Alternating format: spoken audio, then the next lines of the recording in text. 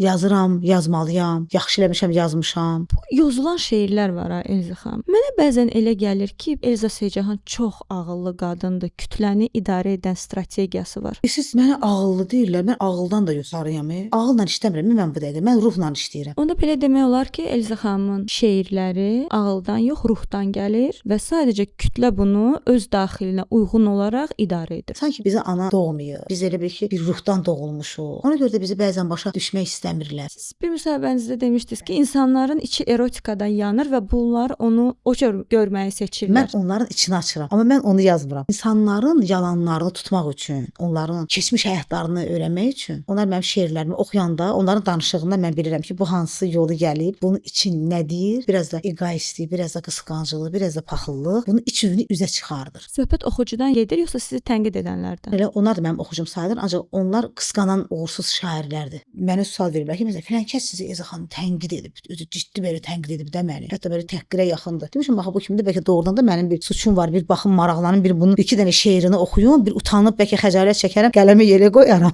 Baxmışam, inansız, tanımışam ki, demişəm Azərbaycanın belə bir özünü şair adlandıran bir insanı var. Özü çox qəribədir ki, onlar belə bəzi adamlar arasında belə hörmətli sayılırlar. Çox biabırçı yazırlar. İnansız yadımda qalmayıb. Onu bilirəm ki, gombul biridir, üzü zadı belə saqqallı, bığlı. Bir də görsən kosmosdan yazır güyənmiş. Bir də görsən ki, üzü qadının üzrüsən orqanlarından yazır, qadının cinsi üzvləri. Üraq, belə şeylər. Onunla da belə heç kəs tanımır onu. İnsanlara elə gəlirlər ki, Elza ona görə oxunur ki, Elza açıq-saçıq yazır. Amma mən açıq-saçıq yazmıram. Onlar özləri açıqlar, tökürlər hər şeyi, içindəkiləri. Siz dediniz ki, həmin şairlər açıq-saçıq qadın orqanlarından yazırlar. Ola bilməz ki, onlar da Elza xanım kimi əslində cəmiyyətin erotik tərəflərini aynalıq etməyə çalışırlar. Mən onların fikrinə hörmətlə yanaşıram. Çox şeylərdir. Amma cəmiyyət yozur. Cəmiyyət isə ancaq birinci bunu yozur ki, 18+ şairlərimizi oxuyanda şeirlərdə mən deyirəm ki, mən onların yanında toya bayrama getməliyəm, açıq-saçıqlıqda. Elə bizim xalq mahnılarımızın hər birini oxusan, yozsan, görün haralara gedir gözüdür. Amma bəzən özünüz də satirik və yumoristik yanaşırsınız verilişlərdə oxuyanda. Məsələn, keçən dəfə Müşfiq bəylə, Elmədi bəylə baxdım ki, onlar gülür şeirlərə, amma siz də onlara sanki gülürsünüz. Yəni mən şeiri söyləyəndə, əgər o gülür, o elə qavrayır da. Yəni bəzən insanlar deyir,